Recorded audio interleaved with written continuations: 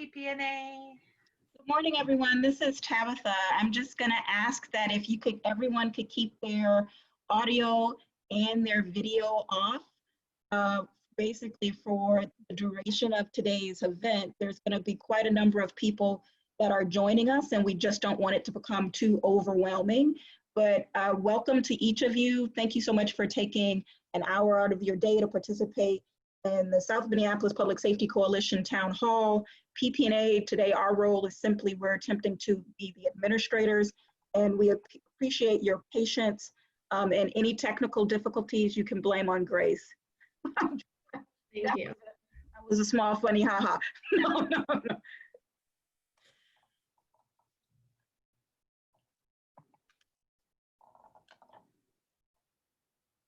Good morning. I think I just let in Anna. I had just made a brief announcement asking for everyone to keep their video and their audio off.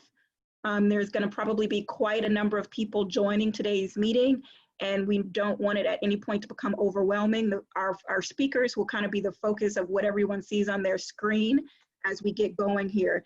And I think that we're going to be close to an on-time start, or at least about 5 minutes after, so 11:35.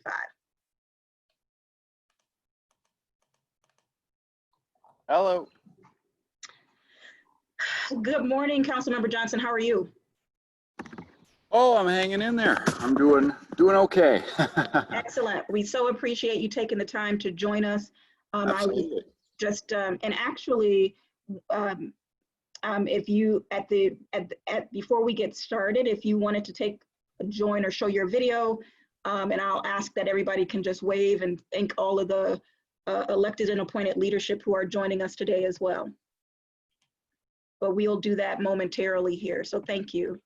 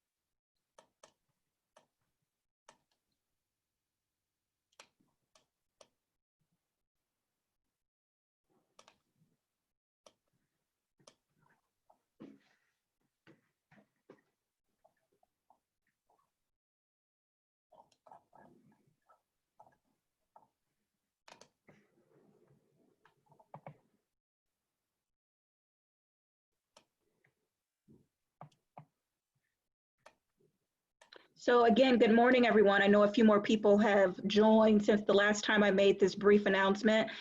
We are so appreciative of you taking the time to join us this morning for hopefully what we think is just about an hour of conversation around the ability to focus on livability and safety in crisis and beyond. But I do want to ask that if everyone could stay muted and keep their videos off, just because of the number of people who will be participating in today's meeting is already exceeding 40. And so we don't want it to become a little bit too overwhelming at any point in time. I had mentioned before that we were going to get started here pretty quickly, close to on time, and I think that we're going to go ahead and do that. Before I jump into extending a little bit of context for the work of the South Minneapolis Public Safety Coalition and PPNA as a member of that work, I want to do a special thank you and shout out to all of the elected leaders who have taken time out of their extremely busy days to join us. That includes Council Members Fletcher and Johnson and Reich, Gordon, and previously Council Member Orsami, who is now in a different leadership role with the Minneapolis Public Housing Authority, and Councilmember Goodman, Council Vice President Jenkins, Johnson, and Commissioner Connolly. Thank you all for being with us today. We know that this topic is important to each of you as elected leaders and partners in this work. I think I also saw Inspector McGinty join us out of the 3rd Precinct. Apologies for not noting that before, but we certainly appreciate your time and your willingness to be a part of today's event. It definitely is different than what we originally imagined. Last year, we held our first day on City Hall for livability and safety, and the spirit is really about trying to bring as many community members together who care about advocating for resources that currently exist to support that aim, and even resources that don't. And so in light of all of the challenges that this moment in time, this pandemic has created, we have needed to shift, like so many other organizations and really everyone across the globe, our approach to today's conversation. But we are excited and undaunted nonetheless in terms of wanting to take this opportunity, not to say that the frame that we're taking today is the only resource that matters, which is really around giving an opportunity to some of our community partners who are deeply engaged in outreach and providing resources and services in South Minneapolis and beyond, to talk a little bit about their approach to outreach, to talk a little bit about how that outreach, in their opinion, they've seen directly change lives for the better, but to basically continue to plant seeds for the value that that type of outreach and support in our communities unlocks and can unleash for the benefit of those that potentially might be caught up in activating against livability and safety challenges, and those certainly on the receiving end. So again, a deep and very much an appreciation to every single person who consistently participates in the South Minneapolis Public Safety Coalition. There's certainly too many of you to name, and so I will not attempt to do so at risk of forgetting anyone. But thank you for being with us today, and we're going to go ahead and get started. Our first speaker is Lorena Pinto. She is recently and very deservingly the Vice President of Programs at the Family Partnership, in partnership with Molly Greenman, who is the CEO presently for this amazing organization in our community. They are in the midst of overseeing and supporting a new headquarters at the corner of Lake and Bloomington, which many of you probably have seen. And so we are continued to be appreciative of their investment in our community, not only through their programmings, but certainly with their presence. Lorena has been with the Family Partnership for just over 3 years now. And so without any further ado, I'm going to kick it over to Lorena. Thank you.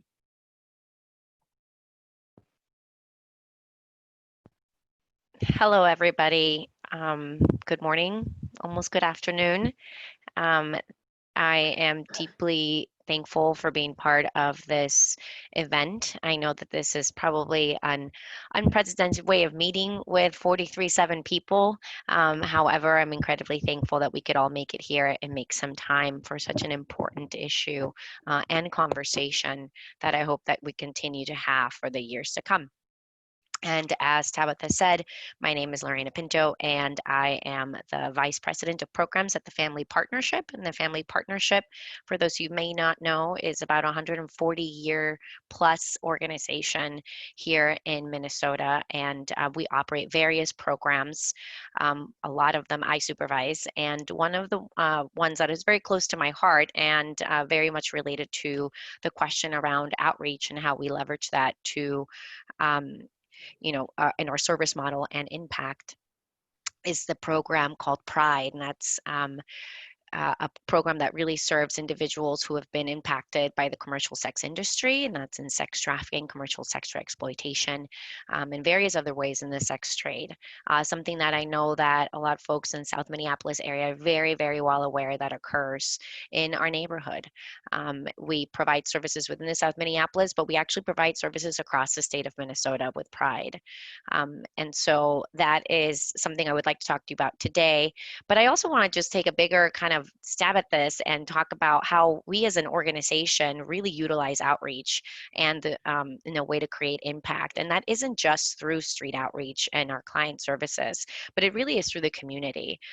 We have been and we take pride in being a pillar within this community for the last 140 years. and we've gone through some branding changes along those times. And we've definitely suffered a lot of losses and suffered a lot of impact.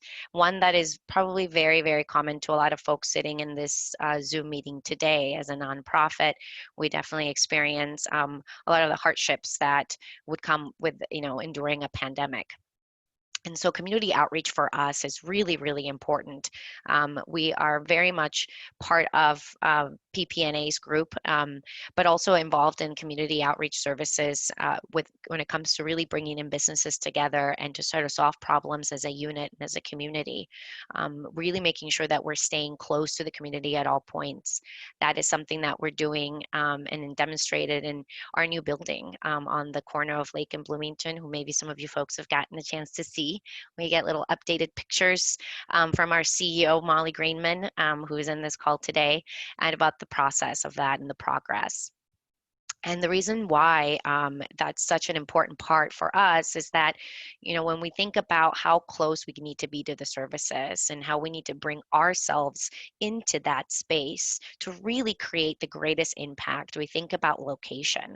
We could have literally picked anywhere in the Twin Cities, in South Minneapolis, to build our building and to establish a presence, and we selected Lake and Bloomington because we know that it's at the heart of so many hardships for our community, and we know that us being there, us having a presence there, even in its physical form as a building, but really in the form of like our heart and soul, is really what's important to the community.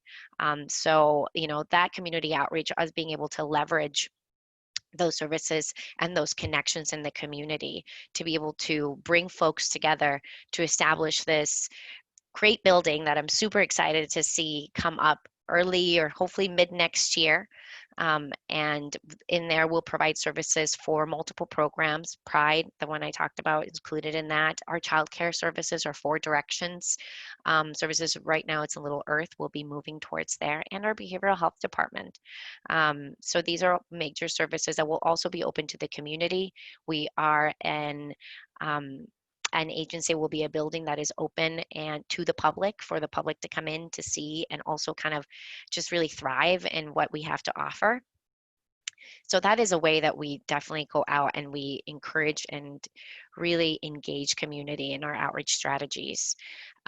Personally, as a director of the Pride program for the last 2 years, I had the pleasure of working with City of Minneapolis, and one of their outreach grants that we were a grantee of, and then we partnered with Minnesota Indian Women's Resource Center, who I know a lot of you folks know about that here.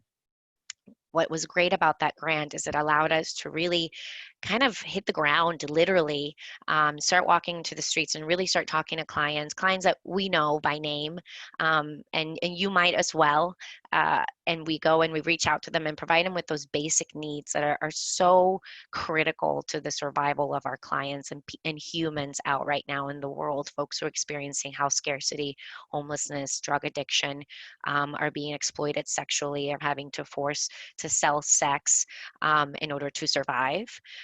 So these are folks who we consider within the Pride program and TFP as very, very vulnerable populations. So we're out there with Minnesota Indian Women's Resource Center, making sure that we're at that level. We're with them. We're understanding what their needs are and finding every which way we possibly can to move and remove those boulders. So I was really, really thankful to be part of that for 3 years. We are hoping to find other sources of funding to continue that work, as that contract ended at the end of December of this past year, 2019. So we are being very creative around how we can continue to get funding so we can continue to be out there, as we know that it's absolutely needed. For us as an organization is that outreach for us is incredibly important. But one thing that I'm really proud about the Family Partnership and Pride and all of its other programs is that we're always doing the work, whether we're at the spotlight, whether we're on the news, whether we're on the papers.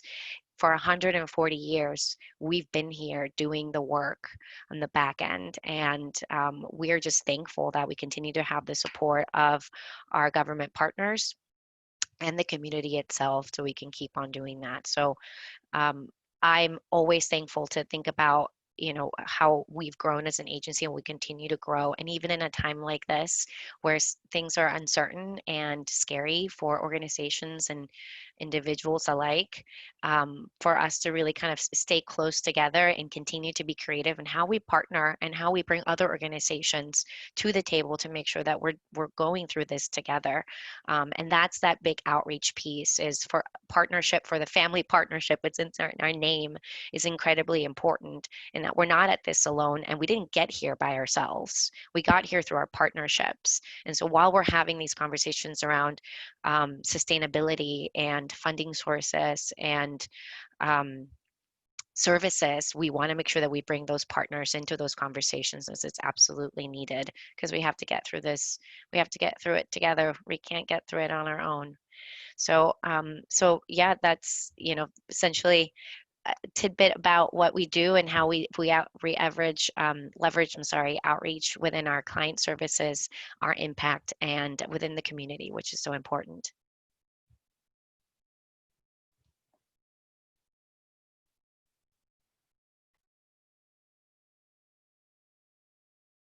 And mute myself here, and I want to introduce Mike. There's so many folks on the screen. I don't know. I think Mike is here. Yeah, Mike Goze. So I want to introduce Mike, and I want to just let everybody know here, like, what an incredible force of nature this person is. Mike has been working for the American Indian Community Development Center, and as their CEO and director, and he is in charge of the strategic planning, development of programs, and policy development for that organization. He spearheaded, and his organization spearheaded a way to support folks who were experiencing homelessness, particularly males, and that other American Indian organizations were trying to serve women and families.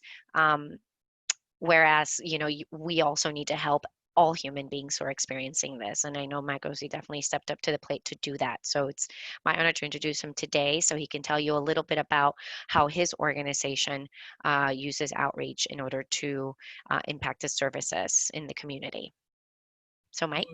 Yeah, thank you, Lorena. I need to invite you to another meeting, though, because last week we have an opioid meeting that we started several months ago with a lot of folks, and I think members from your organization have been there, and we started a conversation last week on the sexual trafficking, and we are looking at how we can address some of that, and I think the expertise that you have in your organization would help us move the ball a little faster, because it is, as I look at the homeless piece, it seems like we look at it as one big ball, but it's really a lot of different balls, and so I think we have to start dividing those balls a little bit and creating a strategy for each one of those balls, instead of looking at a strategy for the whole thing. You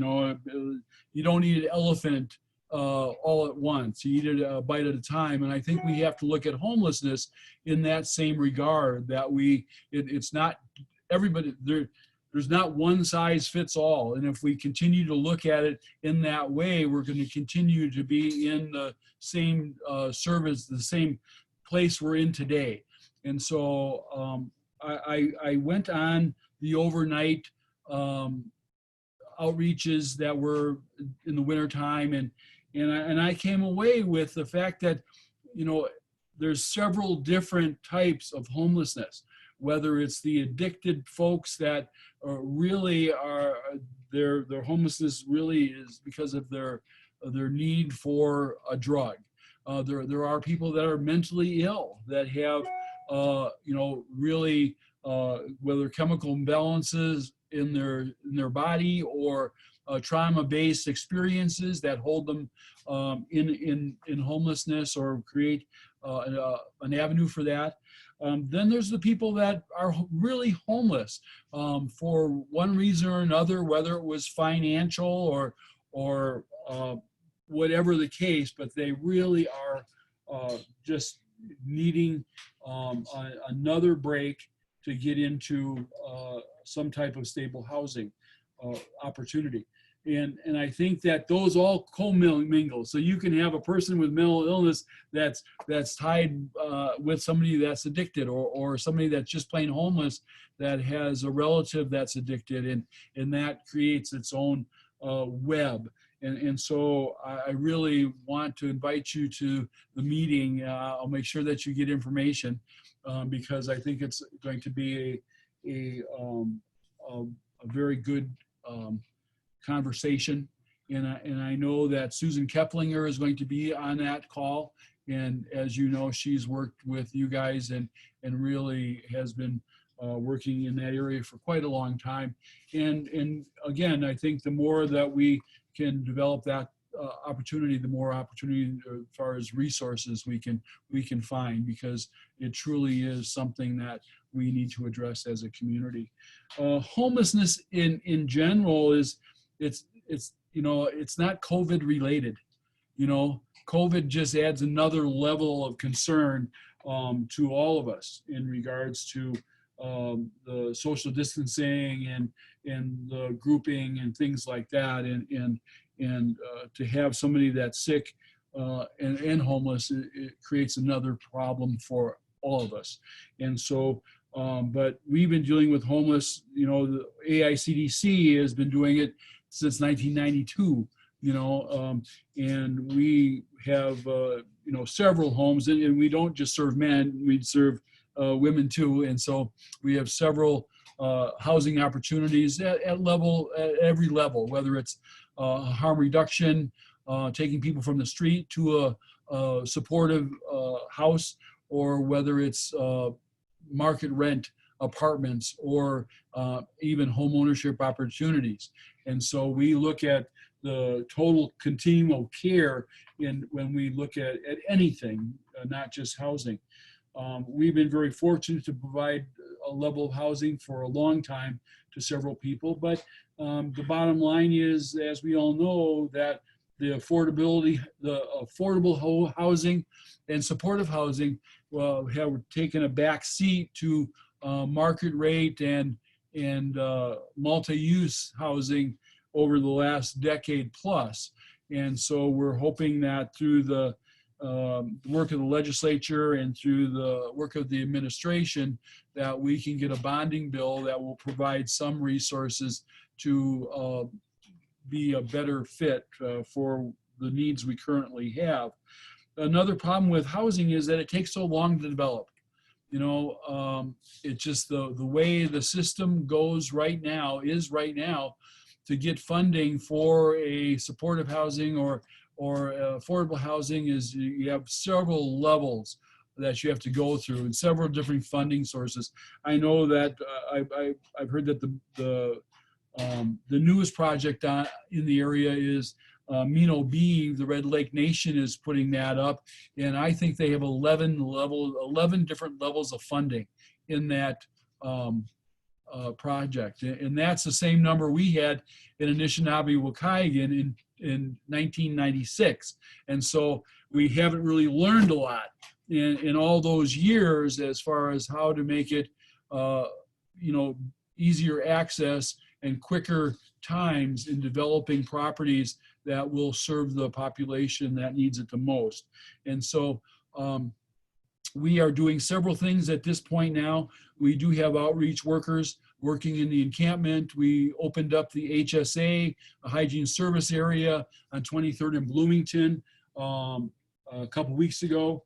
That is going pretty well. I think we've had 180 people that non-duplicated, and we've served more than that, 300 I think or more over the time, providing showers, providing assessments, housing referrals. We are working with Healthcare for the Homeless and dealing with some of acute problems that there might be. We have a Hennepin County worker down there that is helping people get on to the assistance program so that they do have insurance. So if in fact something does happen, that they can find the services they need. And so, we start with basic hygiene, but it'll meld into what's needed. It'll morph into what's needed to provide the most service we can to the people suffering currently experience homelessness. And so that's where we're at today. And again, COVID only adds to the angst in regarding a lot of things. AICDC does several things. We run the county detox, for instance. And so we have 120 employees. We haven't laid anybody off. And so we have a lot of 24-hour services with housing. And so we're hard at it. And we understand the importance of partnership. And a lot of people on this call here have been partners of AICD in the past and continue to be partners as we look to the future. And so that's where I'm at. Thanks so much, Mike. So with that, my name is Grace. For those of you who don't know, I'm part of the South Minneapolis Public Safety Coalition. I work at the Powderhorn Park Neighborhood Association with Tabitha. I'm going to kick it off and give a little information about our breakout sessions, which we're about to begin. So this is just an opportunity for folks to share amongst themselves some of your reactions to the kinds of conversations that Mike and Lorena have gotten started for us. We hope that you'll consider, some of your own questions and ideas about how to address public safety from an intervention and outreach perspective. And the breakout sessions will be probably a little less than 10 minutes, so you'll have some time for some conversation. And with that, I'll just get them started. I'll just note really quickly that for folks who joined the meeting a little bit later, it might take me a few more seconds to get you into a breakout room, so just be patient, but you'll see prompts on your screen that'll help walk you through the process. All right, thanks everyone.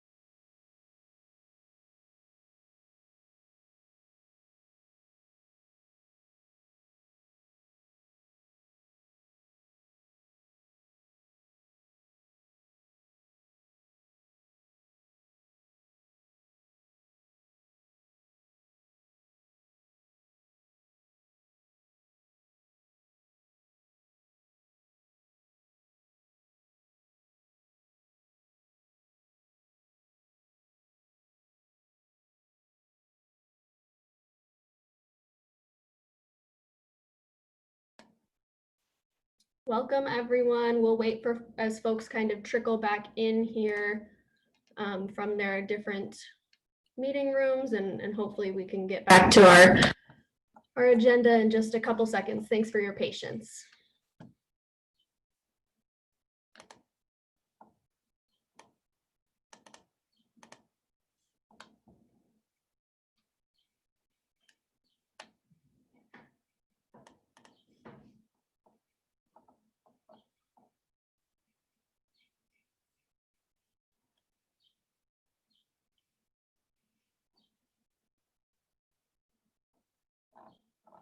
Welcome back, folks. Thank you everyone for participating in those breakout sessions. Again, I'm seeing some of you, so I'm waving quickly before we ask that you go back. I mean, truly, this is a beautiful thing to see. I got to say that I can't stress that enough. Again, thank you to all of our elected leaders who have taken time out of their day in the midst of what we know to be a crisis, in the midst of what we know to be an emergency, to spend time thinking not deeply about some of the resources that we already have in the community, and in some ways attempting to make the soft case that there's always the need for more. Before I introduce Gretchen from LISC, I just want to say that in my breakout session, Grace stacked the deck, so I was with all the speakers. And at the end there was a really powerful moment between Lorena and Mike, just about the importance of this moment and how sometimes of all the opportunities that are coming up, that it's hard as organizations of any size to go after all of the resources that are becoming available. And I just had a moment to share my perspective around, there is a real opportunity for us to reclaim words like emergency and crisis and tragedy before we feel like we are forced to act. If we can reclaim that year round and at every point in time, then we will get closer to being able to not think about just current needs in what is, I think, a short-term or near-term way, but long-term needs. So without further ado, it is my honor to introduce Gretchen Nichols, who is a program director with LISC Twin Cities and has been there for 13 years and is truly, I think, a champion and a community partner who wants all of the efforts at a grassroots level and in our communities to succeed, and she has a point of view on that. So again, without any further comments from me, I'm going to turn it over to Gretchen. Thank you so much. Thank you so much, Tabitha and Grace, and this whole network of organizations for the opportunity to join this conversation. I'm always humbled by the wisdom of the people working on the ground and have the insights and understanding of how things happen and what's needed. And people like me are just trying to keep up to you guys. So I appreciate the chance to share some of my thoughts and help inform or perhaps inspire your conversation today. So I'm Gretchen Nichols with the Local Initiatives Support Corporation, or LISC. LISC helps organizations transform neighborhoods by connecting community partners with one another to develop shared goals and visions. LISC works with a wide-reaching national network of partners to unite organizations and support them to play off each other's strengths and assets to build better futures for the places they love. There's so many amazing people and organizations on this call, and I know you're all doing amazing and great work. And I'm here to just help kind of have this conversation about how can your work increase its impact and complement each other's efforts by working together. Change is a constant, and the question is, can we prepare for what is to come? The housing crisis is still a recent memory, and the community suffered severe setbacks during that period. Today, COVID-19 pandemic is proving to be a proficient disruptor of our lives as we know it. And we wanted to just take a minute to ask, what can we learn from this time? And how will it guide our work moving forward? Amid the harsh realities of uncertainty around health and economic stability due to our recent circumstances, the small gestures can still make a difference. In moments of crisis, we respond to kindness, the sense that we're looking out for each other, of belonging, which is at the heart of what community is all about. People feel desperate when they don't feel that support, which can impact the safety and well-being of all of us. Hoping that core message resonates with you. So what matters? What demands our attention and focus? I liked Tabitha's framing of tragedy, emergency, and crisis, because sometimes they respond with different impulses. Are we driven by immediate goals or long-term goals? And how are we defining our own narrative to understand what's important? Ultimately, the way we get things done is by building trust and partnerships. We do that by doing the work together, building community, building capacity, and building social capital. A lot of our work in communities is achieved through networks and relationships, through outreach and connections, which is largely the work that many of you do. This creates the foundation for getting things done. Solving social problems through collaboration is not new, but the vast majority of efforts lack the elements that enable the impact they desire. Collective impact offers an effective approach for building successful collaborative work to achieve community goals.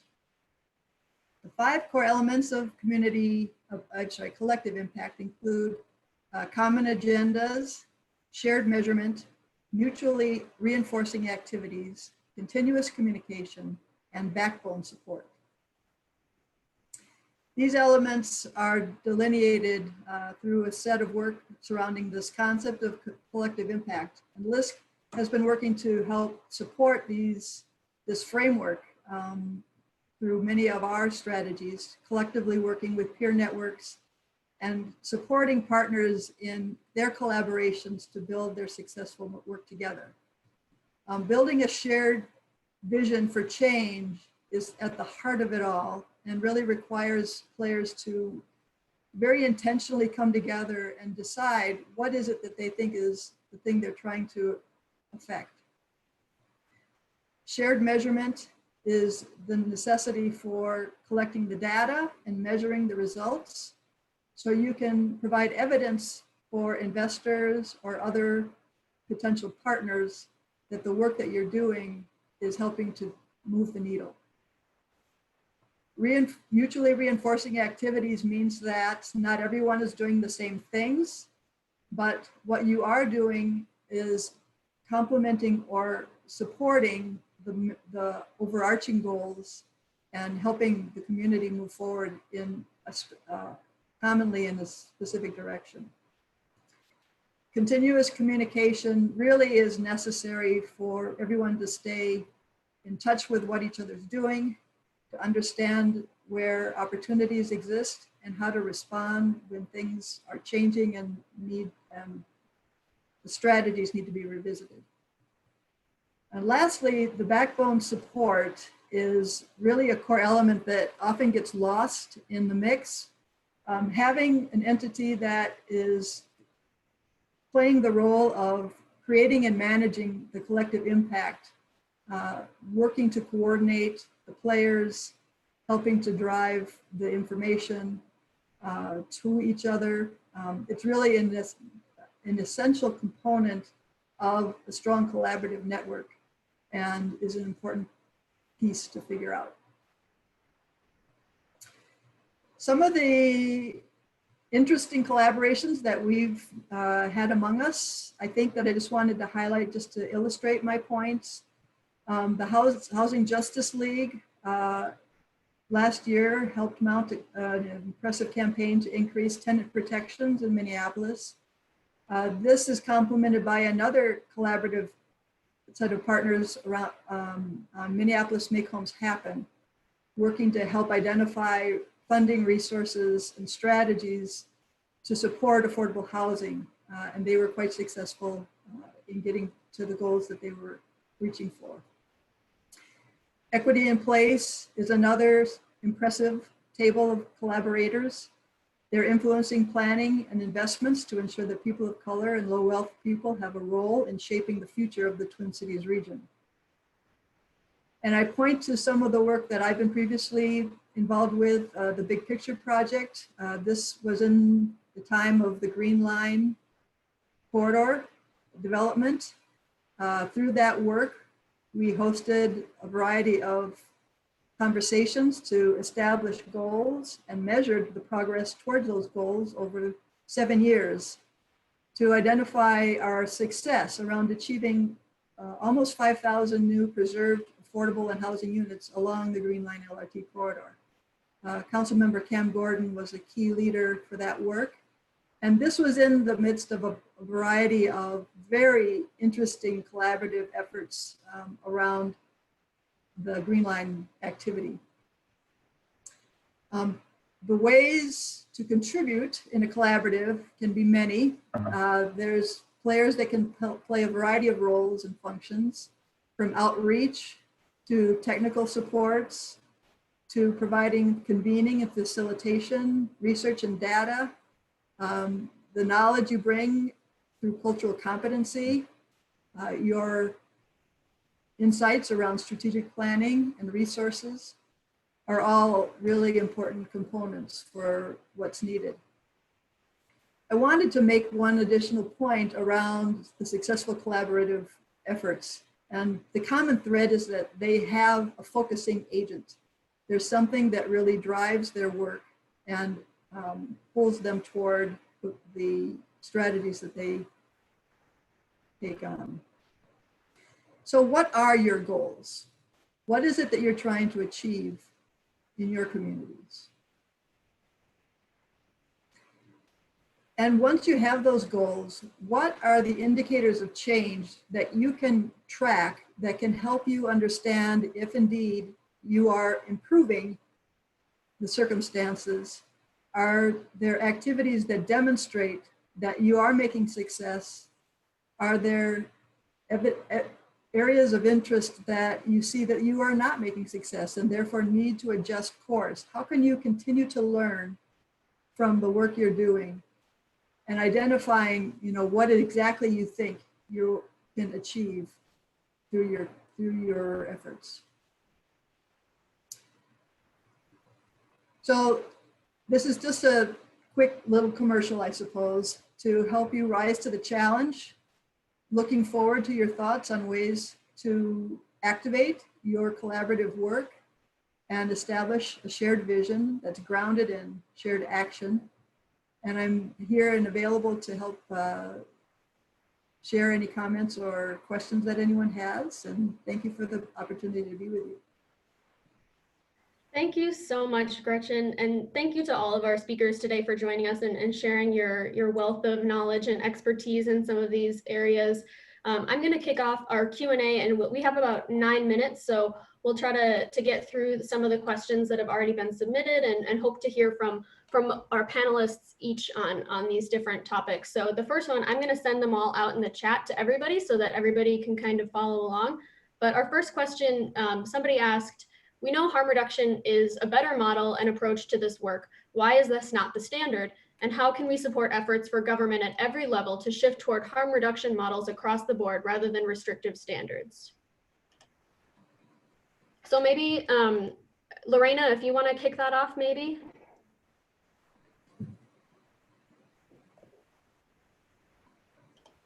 Let me see.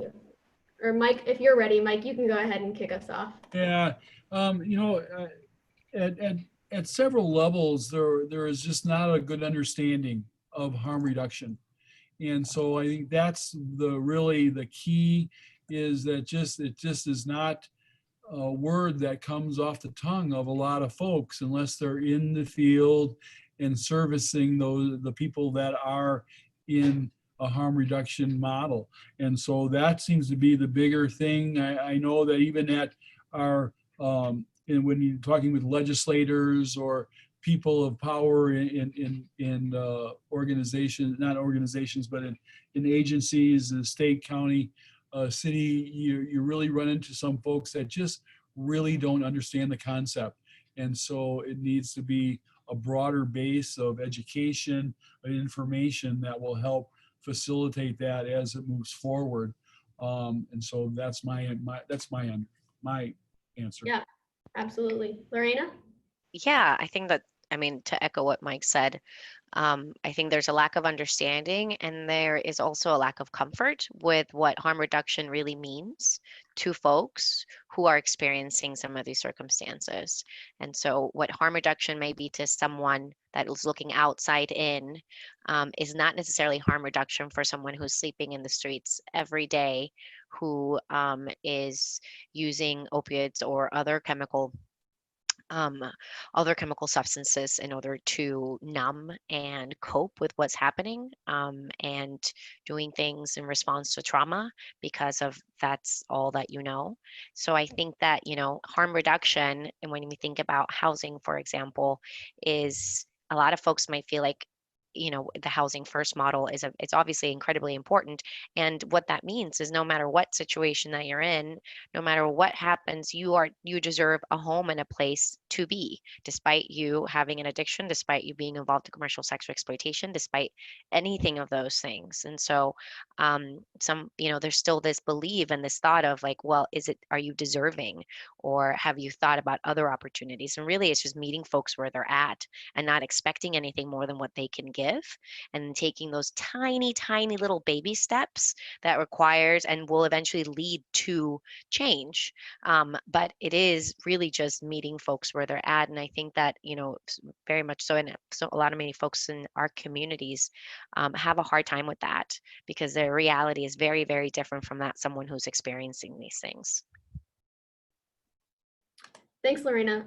Commissioner Conley actually sent me a message and asked if she could respond a little bit to this question. So I'm going to pass it to her. There we go. Let me unmute you. All right, Commissioner, you're all ready. Perfect. Thank you so much. I'm so sorry for being late, but thank you. This is a really great discussion. And I just want to comment on both of those things, Mike, about elected officials really do need to be educated, because I support harm reduction models 100%, but I'm one of 7 commissioners, and I can't say that all of them support that. So you make an excellent point about educating elected officials on the importance of harm reduction models, because they work. And we're not going to be successful at all at forcing anyone to do anything they don't want to do. So again, Lorena, you mentioned meeting people where they're at. This is ultimately about the dignity and worth of human beings, not who is deserving of what, not who is where they should be. And this is the social worker coming out of me, but the social worker will always be in me. And that is that, we need to be open to trying new things, and we need to be open about calling it what it is, and that's taboo, right? That we've got so many electeds who think that this is only going to encourage more use, without even thinking about the positives that we've seen in various different studies. So I want to be able to support this. In fact, the county right now is examining purchasing extended stay hotels for people experiencing homelessness and perhaps people experiencing substance use disorder. So why don't we use one of them for wet housing? I mean, I don't think that enough of us are over that period of taboo to really change policy around it or think outside the box enough to do it, to even try it. So I just wanted to add that piece. Thanks, Commissioner. All right, well, we're gonna move to our next question. This one is kind of long, so I'll put it in the chat so you can read, but I'm gonna kind of skim through. This was a question that was submitted by Lex. And Lex brought up that Mike mentioned that housing is so important and a crucial part of these issues. And it's true that in the past it's taken it seemed like a long-term problem and something that would take long-term solutions, but is wondering about how, given this current crisis and pandemic, how can we mobilize during this time and try to move the needle quicker? So I'll start maybe with Lorena or Gretchen, if either of you have something to contribute to this question, and then we'll keep moving down the line. Yeah. So please go ahead, Gretchen. Nope, please go ahead. Sorry. I wanted to just share the pain of the long time it takes. Housing financing is a very complicated endeavor, especially for meeting housing that doesn't meet market realities and needs more resources. With public sources of funds, those need to be carefully determined how they're used. And so that adds to some of the processes and deliberations over what's important. I think we have made a lot of strides in elevating housing and its importance, and more funding sources have been lining up to help that work. However, we're now in this COVID-19 scenario where we're watching our governmental partners see their budgets being demolished, and a lot of the resources that we rely on for affordability will be very hard to come by. So we do need to get really creative and find different ways to identify alternative housing options and ways in which we can support each other. It's going to take some revising to the systems, but I think you will find there are a lot of players that are willing to be in that space with you. Thanks. Lorena, did you have something to add? Yeah, I'd like to take it, and I agree with Gretchen, and I'd like to take it to a different space and what City of Minneapolis started doing, and I don't even know what month we're in. I think we're somewhere in May. So sometime this year, I believe there's going to be some changes around laws and policies put in place for renting to folks with expungement and criminal records, with criminal records. And I know that's, I think, soon changing in July, maybe this year, but to really keep moving the needle with that, and because even if you have programs who are able to pay subsidies and housing programs and funding, but if you are going to work off a scattered site, which is essentially just using the market rate and other landlords who are renting their apartments in the community, if you're going to use that as a resource, then we need to make sure that we're lowering barriers for people to actually receive that housing. And I say that because many of our participants and folks are looking for housing, but their criminal records from 10 to 15 years past, or minimal criminal records, particularly around prostitution and things like that, that are not criminal, are really hindering their ability to get into housing. And so even if you have the money and if you have the support, what we're really trying to fight here is how are we going to keep lowering barriers for folks? What is our criminal justice system going to do for them? Because if we want folks to change their lives around, and that's what we're pushing for, then we have to be on the other side, allowing them to do that and not continuing to put barriers up. And so I definitely go through, and the PRIDE program has worked really, really hard on expungement processes right now, and helping folks achieve that and get direct representation in the court system for at least Hennepin County. And I know that Ramsey County is doing that work as well, to make sure that folks are lowering some of those barriers and able to get jobs, get housing, and, you know, change their lives around if that's where they want to be, if that's the next move for them. So I think that that's something that we should really consider. Thanks, Lorena. All right, well, I'm actually just really quickly, Councilmember Gordon wanted to just really quickly, without jumping on the video, just submit that one idea that he has related to this is to change city law to allow people in Minneapolis to operate and effectively regulate new single room occupancy housing or rooming housings, just increasing the kinds of housing that we have available. So with that, I'll pass it to Tabitha, who will wrap it up. Thank you so much. Sorry we didn't get to everybody's questions, but clearly there's a lot to talk about. Man, this is wonderful. And I'm going to lead with thank you, because I have a tendency to prattle on a little bit, but I'm going to keep it really tight and short. And I don't want anyone to lose sight of how appreciative we are for this 60 minutes of your life and us focusing together on the idea of what can we do to support livability and safety in our community. I believe that not only today's showing, but in all the meetings that I have been in for years now, and all of you, all the work that you're doing and your positions in our community, I am 100% convinced, I truly am, that we are a community that is trying to center our actions from a place of restoration and from a place of being effective.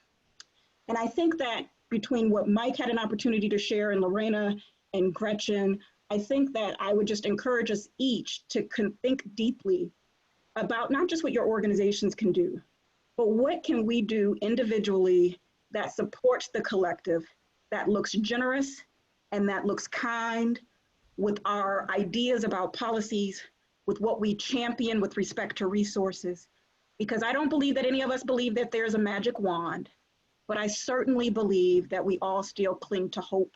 Hope that we can have the communities that we know that all of our citizens deserve, and hope that we will be able to do better together. And with that, I thank each and every one of you for attending today. We will provide a summary of today's discussion, and you will likely get that from Grace here within the next week. But have an amazing day, and thank you for your time and generosity.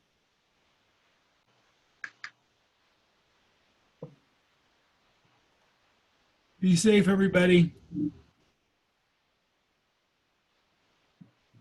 Thank you. Thank you very much for inviting me to this meeting. Sorry I was late. That's okay. Thanks. Thank you, Commissioner Conley. Take care, everyone.